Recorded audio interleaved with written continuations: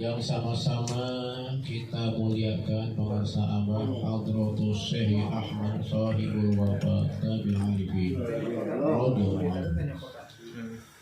yang sama-sama kita hormati Sahibul Bait, pemangku manaqib Kersana Bang Sahat Saputra sekeluarga besarnya yang insya Allah dalam istiqomah melaksanakan manaqib.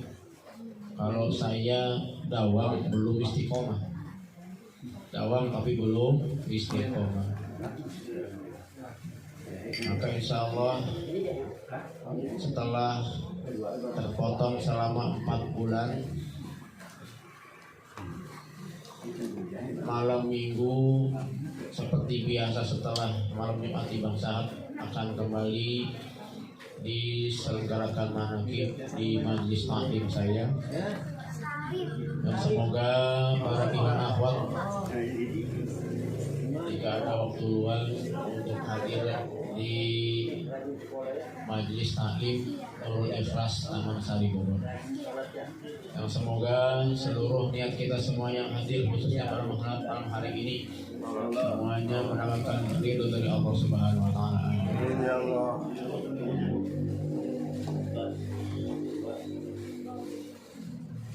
Setelah mendengar informasi tentang umroh yang tadi bisa diangsur, yang awal sakit langsung sembuh di bangsa. Amin. Dan semoga semua ikhwan yang hadir di manaqib ini khususnya semuanya bisa menyelenggarakan, bisa melaksanakan umroh.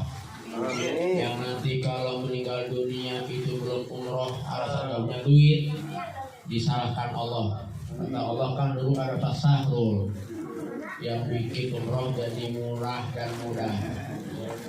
Jadi nggak ada alasan lagi tuh, ya, nggak ada alasan lagi. Semakin dipermudah untuk kita bisa ziarah ke tanah suci. Hadirin hadirat ikhwan akhwat Thariqah Qadiriyah Naqsyabandiyah wa pesantren Surya rahimakumullah. Bersyukur kita kepada Allah karena kita diberikan agama, yaitu agama Islam. Di mana agama Islam itu sebagaimana yang difirmankan Allah Subhanahu wa taala adalah agama yang diridhoi Allah. Dalam Al-Quran Allah menegaskan, a'udzubillahi minasyaitonir rajim, al-yauma akmaltu lakum dinakum wa atmamtu 'alaikum ni'mati wa raditu lakumul Islam dinan. Yang artinya pada hari ini, di mana saat itu baginda Rasul sallallahu alaihi wasallam melaksanakan haji wada di tahun ke-9 Hijrah. Di situ Allah menegaskan, al-yauma akmaltu lakum dinakum. Pada hari ini telah aku sempurnakan bagimu agama Islam. Islam sebagai agama sempurna karena seluruh dasar ibadah kita, seluruh sikap kita, seluruh bentuk ketaatan kita itu adalah didasari atas iman kepada Allah dan Rasulullah SAW yang mencakup 5 aspek, yaitu aspek imaniyah, aspek ubudiyah, aspek muamalah, aspek muasyarah, dan yang terakhir aspek akhlak. Tentu ini yang tidak dimiliki oleh agama lain. Yang berikutnya, wa atmamtu 'alaikum ni'mati, dan telah aku cukupkan bagimu nikmatku. Di mana agama Islam ini berdiri atas 3 rukun, yaitu rukun iman, rukun Islam, dan rukun ihsan. disempurnakan, dicukupkan nikmatnya oleh Allah agama kita dengan adanya rukun ini, rukun iman, rukun Islam, dan rukun ihsan. Sempurna dengan segala aspek kehidupan, sempurna dengan kecukupan daripada tiga aspek ini, maka waraditu lakumul islama dinan, dan aku ridho bagimu Islam sebagai agama.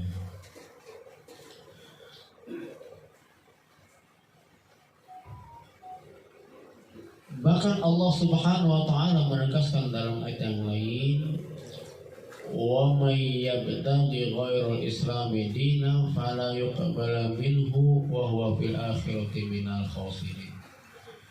Barang siapa yang seluruh ibadahnya, seluruh bentuk ketaatannya kepada Allah bukan didasari atas keyakinannya menurut dasar dalam agama Islam, bukan tidak sesuai dengan aturan agama Islam, tidak mengikuti konsep agama Islam, fala yuqbala minhu, tidak akan diterima seluruh bentuk ibadah dan ketaatannya. Meskipun kuat sedekahnya, besar jiwa sosialnya, bahkan mendirikan tempat ibadah di mana-mana, tetapi dia belum memeluk agama Islam, seluruh bentuk amalnya itu tidak diterima oleh Allah. Bahkan kalau seandainya dia berpuasa di bulan Ramadan pun sebulan penuh, tapi dia belum bersyahadat, maka puasanya pun itu sama ditolak oleh Allah. Wa huwa fil akhirati minal khasirin, dan dia tidak di waktu di akhirat nanti termasuk orang-orang yang merugi.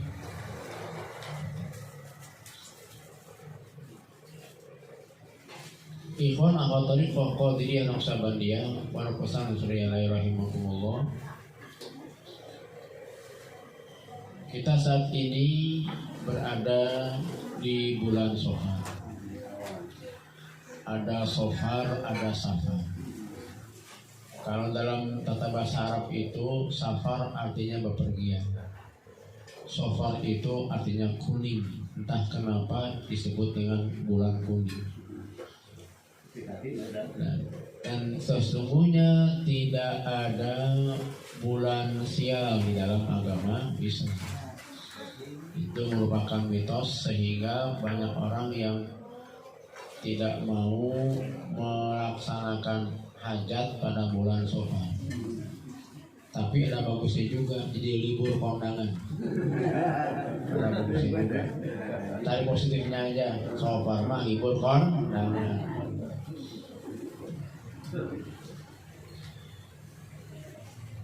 Dalam kitab Fadailus Syuhur, Safar itu ada 3 huruf, so, fa, dan ro. So, fa, dan ro. Untuk meningkatkan kualitas ibadah kita, maka kita bahas 3 huruf pada bulan Safar ini. Apa huruf yang pertama? Yang pertama itu huruf so, yaitu Sofaul Qalbi. Upaya kita di bulan Safar ini adalah untuk membersihkan qalbi. Di dalam kitab Sirul Asrar, sejarah ruh kita itu dulu sebelum ke alam dunia ini, ruh kita itu bersemayam di alam lahut, ibu-ibu, bapak. Itu dalam kitab Sirul Asrar. Nah, di alam lahut itu ruh kita masih bernama ruh kursi. Kenapa dikatakan kursi? Karena ruh kita masih suci. Kemudian turun tuh ke alam Jabarut. Ruh kita itu menjadi ruh sultani.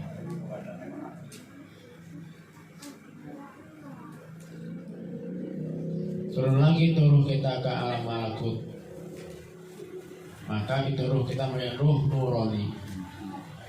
Ketika masuk ke alam mulki, maka ruh kita pun menjadi ruh mulki. Kewajiban kita setelah berada di dunia ini, bagaimana kita bisa menghidupkan kembali ruh kursi kita yang bersemayam dalam diri kita. Maka kembali ke tadi, ada rukun Islam iman, rukun Islam, rukun ihsan. Rukun iman itu ada ilmunya yang bernama ilmu tauhid, usuluddin, aqaidul iman, al-aqaid.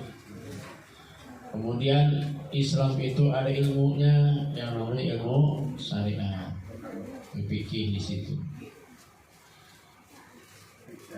Ihsan itu ada ilmunya, yaitu ilmu tasawuf. Baik itu yang iman, Islam, ihsan dan ilmu-ilmunya itu, dalam agama Islam ini ada etika dalam kita menuntut ilmu ketiganya, yaitu adanya sanad. Sanad itu adalah mata rantai ketersambungan amal kita kepada Rasulullah SAW. Ini pun yang tidak dimiliki oleh agama lain, sanad.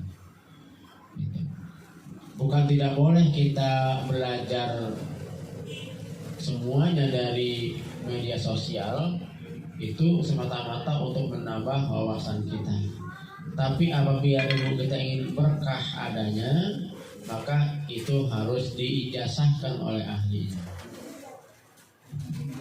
Nanti ilmu kita kalau diijazahkan, maka ilmu kita akan tersambung mata rantainya kepada sumber ilmu, yaitu baginda Rasulullah SAW. Itu namanya sanad.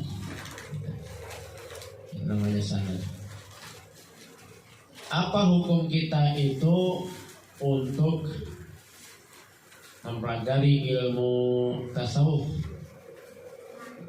Apa hukumnya? Itu di dalam kitab Tanwirul Qulub disebutkan, wa hukmu syar'i fihi wujubul aini.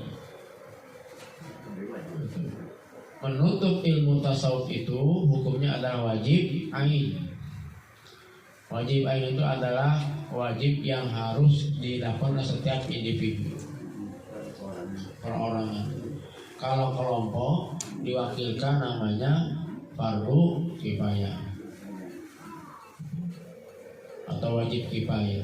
Tapi kalau sudah fardu ain atau wajib ain, itu setiap individu kita harus memahami. Isla yakhlu ahadun min aibi maradi qalbi ilal anbiya.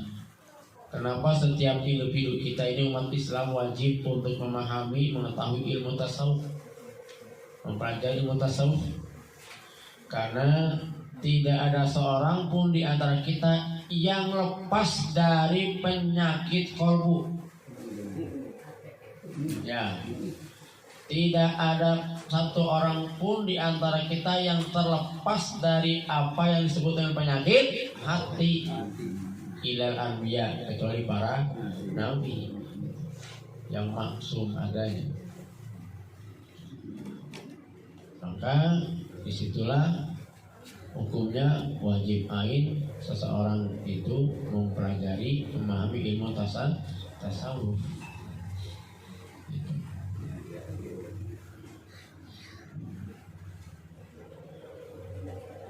Mempelajari ilmu tasawuf itu harus melalui media thariqah.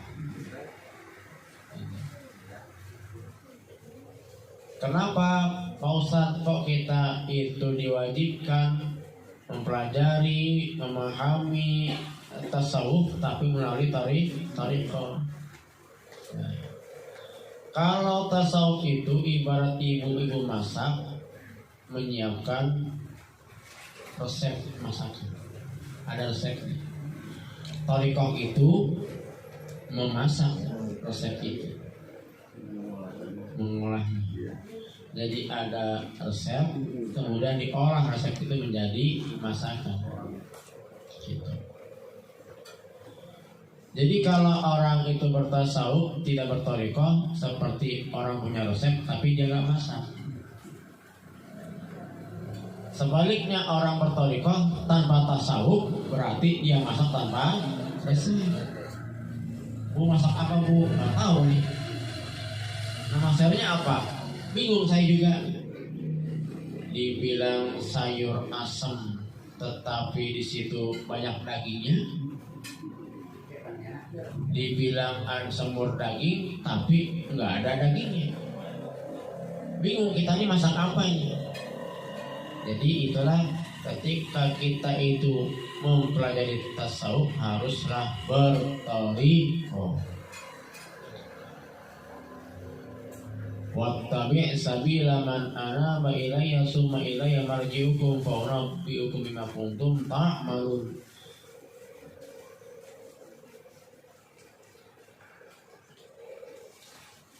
Anaba di sini atau orang-orang yang telah kembali di sini yang dimaksud adalah mursyid, Syekh mursyid. Kenapa dikatakan mursyid? Alladzi yu'allimuka kaifiyatal amal bisyariati wa yadulluka ilal haqiqati. Mursyid itu adalah orang yang mengajarkanmu bagaimana cara ibadah menurut syariat dan menunjukkanmu jalan menuju hakikat. Itu guru mursyid, zahir, batin. Jadi bukan sekedar amaliyah zahir saja, bukan cara ibadah saja, tapi juga selain mengajarkan tata cara ibadah syariat juga menunjukkan jalan menuju hakikat. Maka sofaul qalbi itu adalah upaya kita membersihkan kalbu kita dengan wasilah kita bermursyid atau bertorikoh. Tidak bisa secara otodidak. Maka dikatakan man lam yattakhid syaikhan yursidhu ilal khurud an hadis sifat bahwa asinillah. Barang siapa yang belum mengambil seorang mursyid untuk membenahi dirinya, membenahi rohaninya, agar dia bisa keluar dari sifat-sifat yang madmumah, yang jelek, bahwa asinillah, sesungguhnya dia telah bermaksiat kepada Allah dan Rasulnya. Maksiat di sini artinya adalah dia akan salah jalan, akan salah jalan. Mamatakan lafa layamfa, meskipun dia itu berusaha keras semaksimal mungkin, seluruh tenaga pikiran dan waktunya hanya untuk Allah, tapi tanpa dengan mursyid layamfa, nggak ada manfaatnya.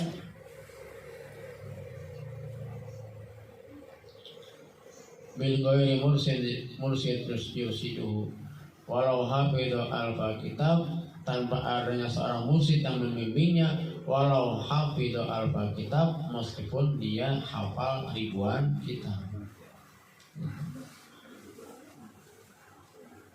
Pak Ustadz, saya karena orang yang sangat waro, sangat juhud, sangat luar biasa ibadahnya, dia nggak bertorikoh. Pak Ustadz, bisa? Ya, dengan izin Allah tidak mustahil. Ibu, bapak pernah dengar nama Buya Hamka? Wah, pasti dengar ya Bu ya. Beliau itu bergelar profesor. Pernah kuliah? Nggak pernah kuliah, tapi bergelar profesor. Bapak pernah dengar nama Kiai Haji Ali Yafi? Itu juga profesor. Pernah kuliah? Tidak pernah. Tetapi kita bisa membandingkan orang yang bergelar profesor dengan cara kuliah dengan profesor yang tidak kuliah, itu banyakkan mana? Pasti banyakkan profesor karena dia melalui jalur kuliah atau akademis, itu pun sulit. Apalagi yang tidak kuliah bisa meraih gelar profesor. Sama dengan seperti ini, akan sulit. Justru ini jalurnya, ini jalan yang paling mudah, yang paling Allah ridhoi.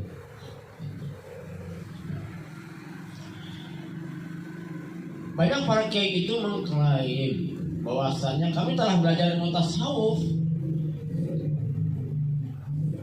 Di pondok pesantren itu memang banyak kitab-kitab tasawuf yang dipelajari.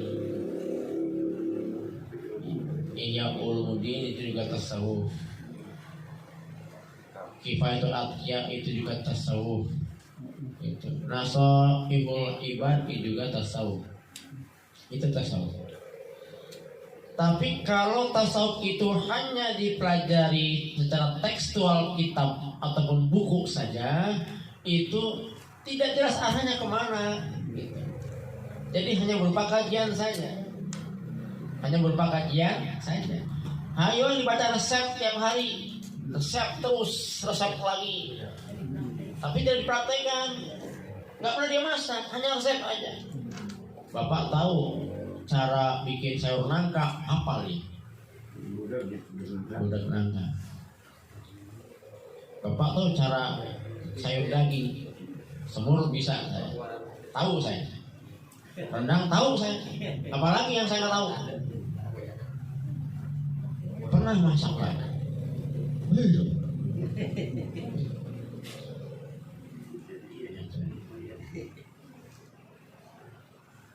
Padahal kalau kita kembali kepada definisi ilmu tasawuf itu, di seluruh pesantren diajarkan bahwasannya ilmu tasawuf itu adalah ilmun yu'rafu bihi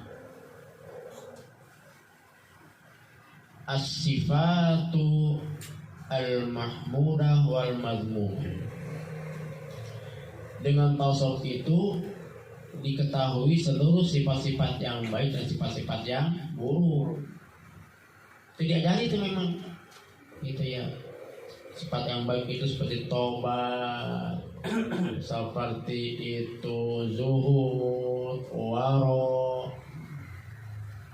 termasuk sabar, mahabbah, itu tahu itu sifat-sifat yang baik. Juga sifat yang buruk, toma, ria, ujub, takabur, hasad, tahu itu. Padahal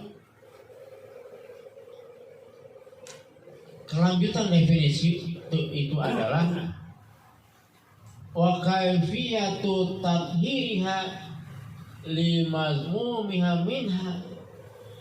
Tasawuf itu bukan sekadar mengetahui mana yang baik, mana yang buruk, tapi kaifiyatu juga mengetahui cara untuk membersihkannya untuk sifat-sifat yang buruk.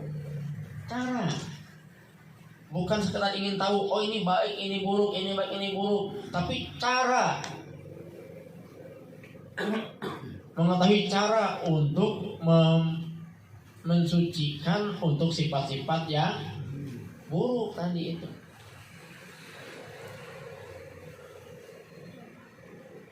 Wa tahaliyatiha bitisofil mahmudah.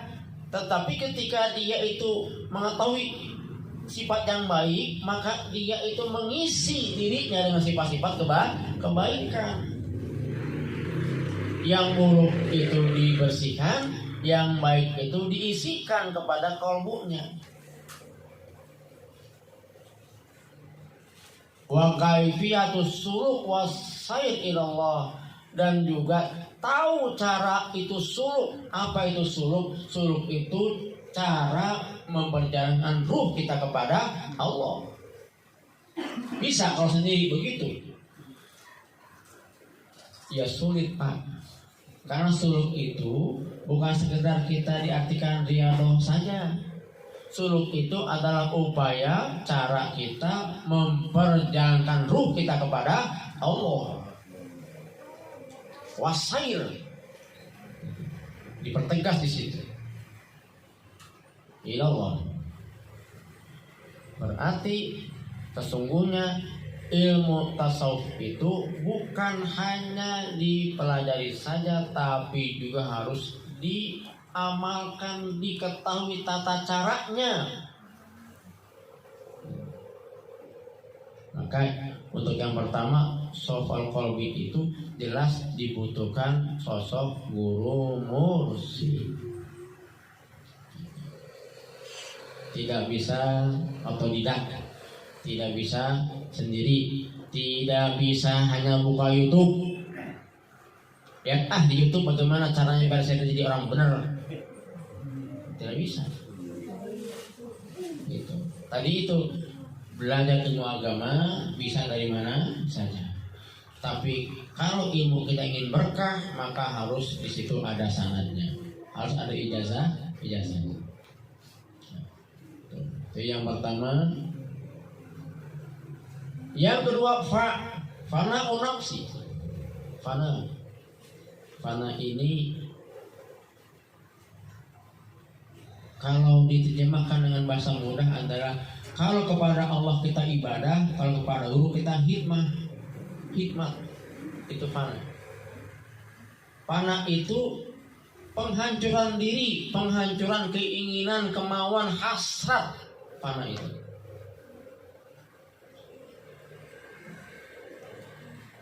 Apa tadi? Kalau kepada Allah itu namanya ibadah, kalau kepada mursyid namanya khidmat.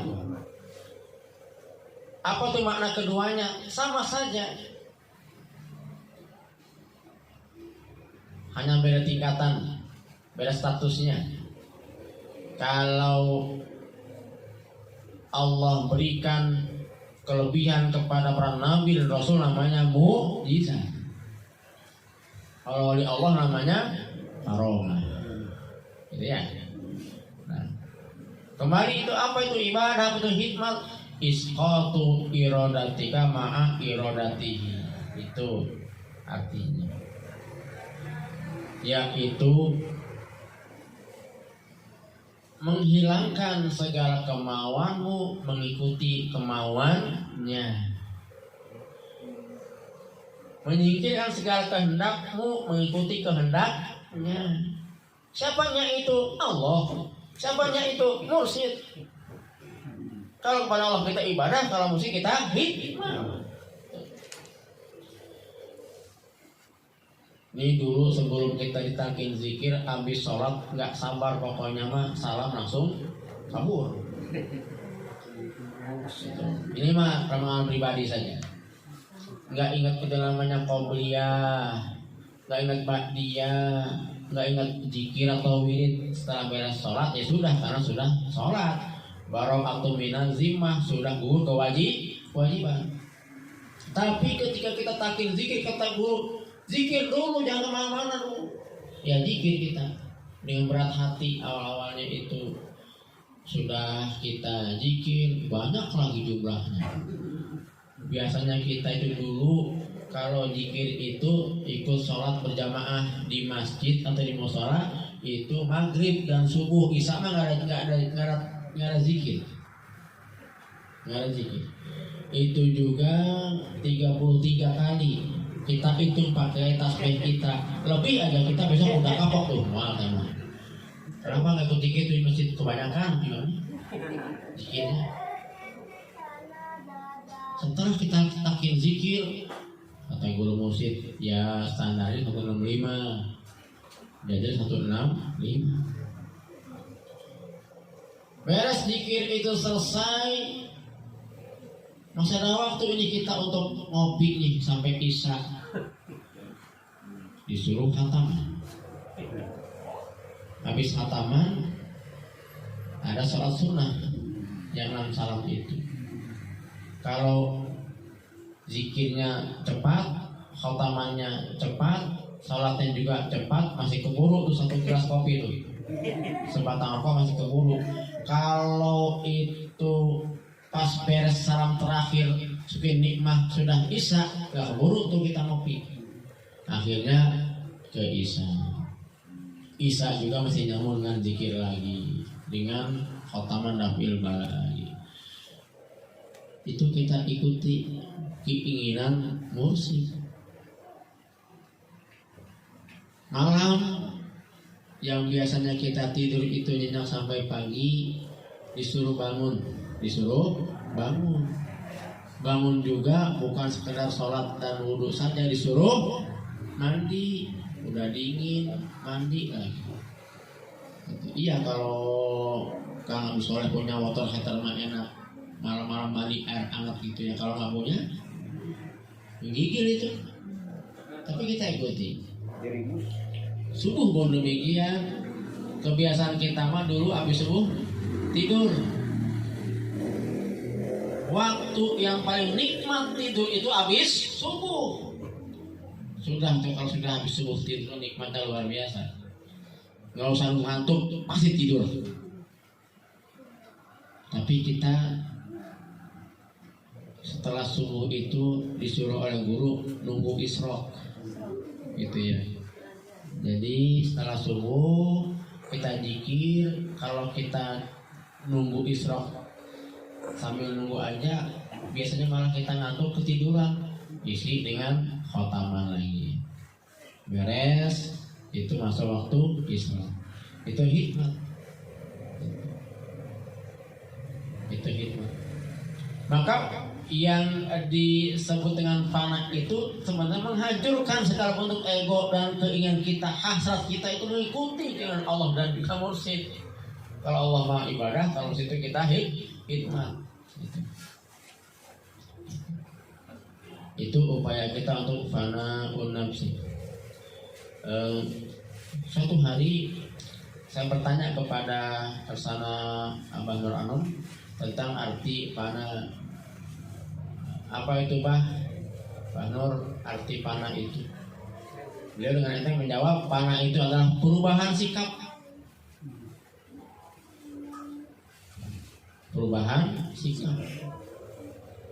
Ya, yang dulunya malas menjadi rajin.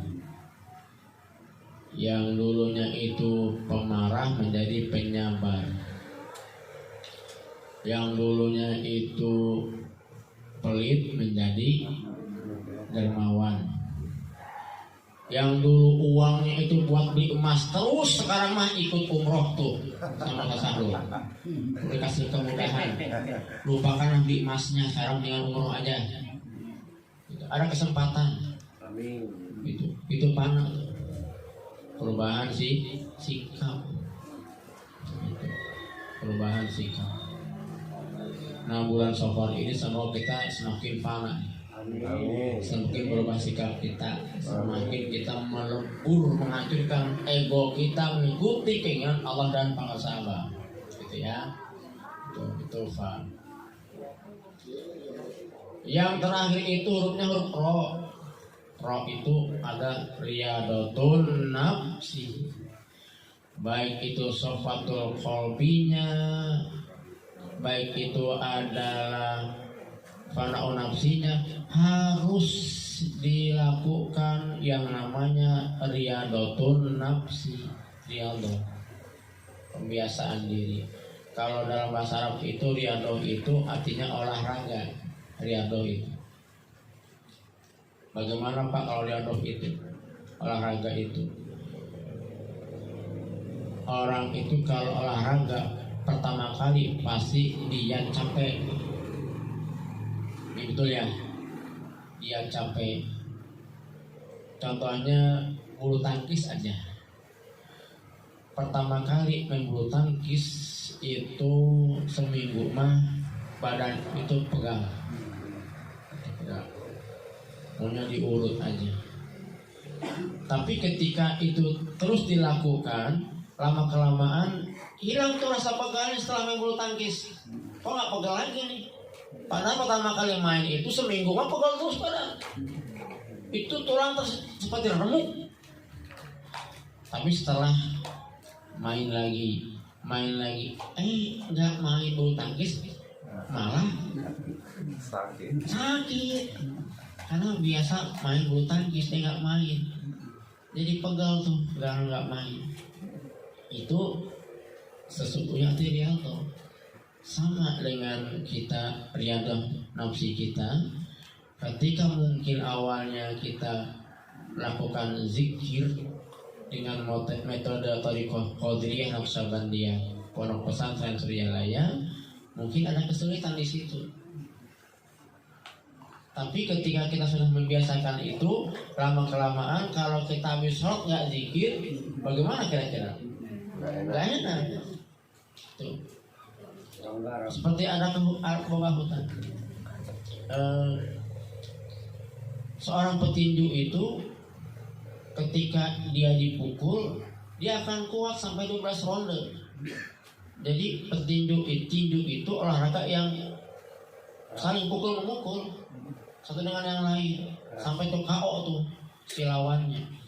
Terkadang antara dua petinju ini kuat sampai 12 ronde. Kok bisa begitu? Kalau kita dipukul sekali aja, jangan nunggu ronde. Nggak usah nunggu ronde. Sepukulan aja entang kita. Mereka bisa sampai selama itu. Udah loncat dari ring. Bisa jadi kita loncat. Kok bisa begitu, Pak Ustaz? Kan latihannya luar biasa itu. Sparring partner, latihan tinju terus menerus, biasa dipukul mukanya sehingga terbiasa. Nah, seperti itulah contoh kita itu melakukan riyadhah. Itu. Riyadhah kita ini kan sudah ditetapkan oleh pengasah Abah, yaitu zikir ya standar 165. Lebih banyak akan lebih bagus. Kemudian dari maghrib isya itu kan ada zikir sampai khotaman ya, sampai ke isya nyambung dan seterusnya. Setiap waktu kita sholat ya biasakan jangan lupakan rawatibnya. Apa itu rawatib itu? Ya qobliyah dan ba'diyah. Kalau boleh dibahasakan Bapak Ibu, sebenarnya kenapa sih kok kita itu seakan-akan harus itu namanya rawatib itu? Survei membuktikan orang-orang yang lupa bilangan sholat fardunya, dia tidak sholat rawatib. Saya lupa dia zuhur ini sudah 4 atau masih 3. Yang parah itu subuh sudah 2 rakaat masih lupa juga. Ini yang pertama, yang kedua. Coba itu sudah kamu kebangetan itu. Kalau 4 kita lupa mungkin masih wajar 4. Ini subuh masih lupa juga. Ternyata dia tidak dibuka sholatnya dengan rawatib itu. Kalau bahasa fikihnya rawatib itu kan adalah sholat yang untuk menambal apabila yang wajibnya ada kekurangan. Itu fikihnya. Ya, betul kan? Tapi dalam ilmu tasawuf itu, rawatib itu adalah untuk menjaga sholat kita, bentengnya. Jadi sebelum kita mendirikan yang wajib ini, kita bikin benteng dulu, gitu. Sebelum dan sesudahnya, gitu pagar. Bagaimana kalau itu kok asar nggak ada ba'diyahnya, berarti nggak ada pagarnya dong setelah sholat itu.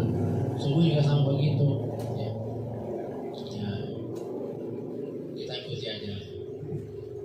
Ya teman-teman kita rajin, subuh ada ba'diyahnya atau asar ada ba'diyahnya. Itu orang sholat habis subuh maksud boleh isyraq, sudah masuk waktu isyraq.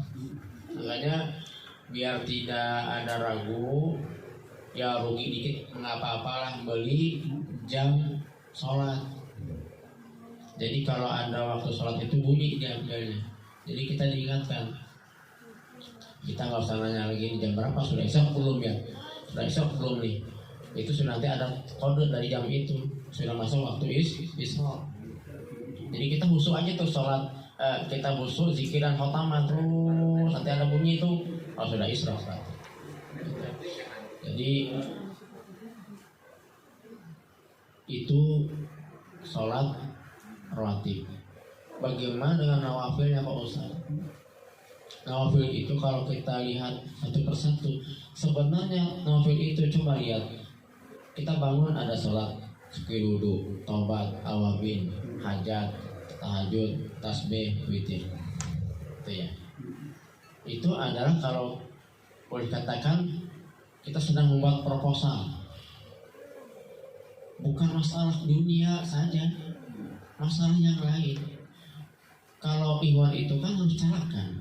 Bukan sekedar hajat saya itu ingin umroh, boleh seperti itu boleh.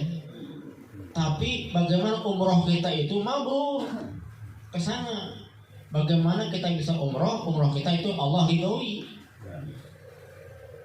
Pengen yang gratis mah itu juga. Tapi itu Allah ridho. Artinya apa? Ketika untuk apa ibu bapak sampai umroh, tapi di sana hanya untuk jalan-jalan aja. Ya, jalan-jalan aja atau untuk selfie-selfian aja. Nanti nih kalau ibu ikut, bapak ikut umroh yang ke Sahrul, udah tuh HP tinggalin di kamar hotel. Itu kalau dibawa gatel pengen selfiean umroh, tawaf gitu. Status kirim ke Facebook, capek ya tawaf itu gitu ya. Ya ditinggal saja. Kalau di hotel bintang 5 itu ada wifi gratis. Jadi jangan diisi kuota, nggak usah. Kenapa? Kalau diisi kuota nanti gatal tuh pengen bawa HP di mana-mana status. Habis umroh, habis tawaf nih kita ke hotel, kan nyambung lagi tuh ininya jaringannya baru tuh gitu. Kasih kabar ke orang tua, ke anak, ke keluarga, alhamdulillah mama sudah tawaf. Kan sudah. Dan tidak usah dikirim ke dunia maya. Itu ya. Jadi banyak tuh yang lihat itu. Jadinya apa itu? Ria tuh sudah capek-capek umroh. Jadi bagaimana? Ibu tahu kenapa kita itu nggak boleh ngambil uang dari bank keliling atau juga bank emok ya juga ya bank emok ya, karena coba orang yang ngambil uang dari bank emok itu susah dia mengembalikan. Kenapa? Allah nggak ridho. Itu menurut kacamata tasawuf. Kalau fikih riba, tapi kalau tasawuf Allah nggak ridho. Jadi orang yang ngambil uang dari bank emok itu rata-rata sulit mengembalikan uangnya karena Allah nggak ridho ngasih rezekinya. Nah, jadi nanti biar bapak ibu ngasih DP berapa tak? 2,5 ya? 2 juta. Itu kan masih ada kewajiban nyicil setelah pulang ya. Nah, itu dia kuncinya tuh. Di sana benar-benar umrohnya. Biar gampang ngembaliin uangnya. Amin. Itu. Amin. Kalau di sana kita untuk belanja aja Pak, jalan aja, pas pulangnya susah nanti kembali uang ke pasar dulu. Ya, jadi benar-benar harus sampai ke sana, gitu ya. Itu riyadhah. Kita riyadhah. Jadi ikhwan itu memang punya kewajiban riyadhah, gitu ya, riyadhah. Nah, itulah bulan Safar. Sofnya sofaul qalbi, fa-nya fana'un nafsi, dan yang ketiga rohnya adalah riyadhatun nafsi. Dan semua itu harus melalui bimbingan. Tidak boleh kita itu sembarang mengambil riyadhah kepada yang tidak memiliki kompetensi, karena ini menjadi bahasan di LDTKN pusat. Bahwasanya banyak ikhwan itu yang riyadhahnya itu diobral. Di mana kamu riyadhah? Apa dong misalnya. Tapi semua ajak ikhwan itu. Kan tidak boleh seperti itu. Tidak boleh. Harus seizin dulu. Bahkan tidak semua orang bisa diajak. Setelah Mbah Nur mangkat tidak ada yang dimintai izin. Ya sudah, jangan lagi dikasih orang lain. Nggak boleh, karena ketika masih hidup itu beliau kan memberikan riyadhah misalnya, atau pengasaan masih hidup misalnya masih riyadhah, maka ketika kasih Nih amalkan, maka hanya untuk dia yang mengamalkan. Itu pun kalau minta, kalau enggak dikasih. Ada iman begini. Nanya ke pengarsa Aang Cianjur. Nanya begini, pengarsa, apa saya bisa riado? Apa saya perlu riado selain zikir? Kata pengarsa Aang, nggak perlu. Gitu ya? Iya. Tapi ada Iwan datang, pengarsa saya mohon diberikan riado, dikasih pengarsa. Jadi jangan dikatakan, oh nggak ada tuh dari pengarsa riado, ada, cuma mungkin dia cara penyampaiannya salah. Dan kalau maksud dikasih tidak boleh diberi ke orang lain, itu untuk dirinya. Bagaimana kalau seandainya bukan ijazah kan ngajak, pengarsa saya ini teman nih, saya sendiri nggak sanggup kalau riado, saya ajak boleh, bukan diijazahkan berarti itu, boleh untuk mengajak. Nah ini sudah dikasih oleh pengarsa Aang, oleh Abah Nur, dia mengijazahkan orang lain, enggak ada hak tuh, salah.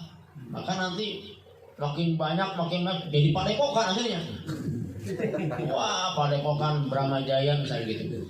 Karena merasa punya amalia ini yang biasa dijadikan sebagai pedoman untuk mencari kebutuhan. Maka ada yang mengadu kepada Kang Haji Baban, Kang Haji, ini gini, biar aja teman untuk kebutuhan dia. Jadi kebutuhan akhirnya. Tahu artinya begitu? Jadi artinya amaliyah thariqah itu dijadikan barang dagangan untuk kebutuhan. Sementara semua di thariqah itu ada juknisnya, ada aturan mainnya, ada tupoksinya. Kalau dalam organisasi itu tidak boleh sembarangan. Boleh kita ngubah amaliyah? Tidak boleh. Boleh tawasul kita langsung sama orang lain? Tidak boleh. Bahkan kepada keyakinan amaliyah pun tidak boleh. Contoh yang juga sekarang ini sedang debat dengan orang berilmu adalah masalah murabbi ruh. Apa itu murabbi ruh itu? Yang memelihara ruh. Kalau ikhwan thariqah mah yang menjadi murabbi ruh itu adalah pengarsa Abah, bukan yang lain. Murabbi ar-ruh yaitu orang yang memelihara ruh. Meskipun ternyata misalnya ada ustad, ada ajengan, ada kiai, ada apapun nama thariqah ini mampu mendamaikan hati semua ikhwan. Bang Sahab merasa damai ketika dekat dengan saya misalnya. Mang Karna bisa damai ketika di dekat Ustaz Sahrul, merasa dibimbing oleh Ustaz Sahrul misalnya. Banyak masalahnya yang terselesaikan dengan Ustaz Sahrul misalnya, atau dengan saya. Ibadahnya semakin meningkat dengan saya misalnya. Tidak bisa dikatakan murabbi ruh. Iya Pak Ustaz, itu kan karena Ustaz saya itu bisa tenang ibadah, bisa mencapai seluruh keinginan saya. Itu tidak bisa dikatakan itu murabbi ruh. Itu kalau ada bahasa murabbi ruh itu hanya khusus kepada pengarsa mursyid kita. Itu ingat, kita sudah takin zikir, kewajiban kita adalah mengamalkan. Dan yang lebih tinggi dari amal itu adalah adab. Apa namanya? Adab. Terutama adab kepada guru mursyid. Itu yang kita harus perhatikan. Dan semoga kita ini selalu istiqomahkan untuk ibadah kepada Allah melalui amaliyah thariqah qadiriyah naqsabandiyah pesantren Surya dan kita diaku murid oleh pengarsa Abah. Amin ya Allah rabbal alamin. Hadanallahu wa iyyakum ajma'in. Akhirul kalam. Assalamualaikum warahmatullahi wabarakatuh.